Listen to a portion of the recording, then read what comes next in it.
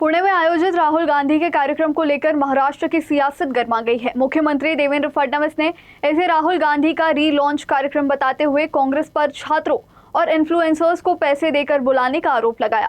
वहीं नई मुंबई में पत्रकारों से बातचीत में फडणवीस ने कहा कि राहुल गांधी का कार्यक्रम सिर्फ एक इवेंट है और उन्हें छात्रों से कोई लेना देना नहीं है। वहीं पुणे के COEP कॉलेज में हुए हंगामे को भी मुख्यमंत्री ने कांग्रेस की सोची समझी रणनीति बताया और पूरे मामले की जांच की बात कही। काल रात्रीचा गोंधळ काँग्रेसने ठरवून या कार्यक्रमाला रंगवण्याकरता, या कार्यक्रमाची पार्श्वभूमी तयार करण्याकरता केलेला कार्यक्रम आहे। ज्या प्रकारे त्यांच्या नेत्यांनी कॉलेज कॅम्पसवर हल्लाबोल केला, मारामाऱ्या केल्या, अत्यंत दुर्दैवी आहे। आणि सगळ्यात महत्त्वाचं की ज्या प्रकारे काही लोकांना हाताशी धरून एका विद्यार्थिनीचा दुरुपयोग करण्याचा प्रयत्न हा त्या ठिकाणी झाला, तेही उघड झालेला आहे। त्यामुळे अशा पद्धतीनं कालचा संपूर्ण जो प्रकार आहे हा काँग्रेसचं इव्हेंट मॅनेजमेंट होतं।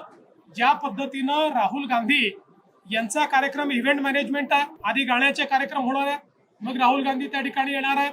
7-8 हजार त्या ठिकाणी खुर्च्या त्यांनी ठेवलेल्या आहेत आणि त्याच्यावर त्यांनी रजिस्ट्रेशन जरी त्या ठिकाणी सांगितलं तरी मी पुन्हा सांगतो, फक्त आणि फक्त 90% 95% मुली या काँग्रेस नेत्यांच्या कॉलेजेस मधल्याच त्या ठिकाणी त्यांना एंट्री मिळणार आहे। आता आमच्या नवनाथ बन्नी देखील काही पर्दाफाश केलेला आहे, कशा प्रकारे इव्हेंट मॅनेजमेंटच्या माध्यमातून पैसे देऊन काही त्या ठिकाणी मुलींना आणलं जात आहे आणि काही इन्फ्लुएन्सर्सला आणलं जात आहे आणि स्पेसिफिक सांगितलं जातं इन्फ्लुएन्सर्सला की राहुल गांधी आणि पार्टीबद्दल फक्त पॉझिटिव्ह हे तुम्ही टाका तर तुम्हाला पैसे देऊ, निगेटिव्ह काही टाकायचं नाही।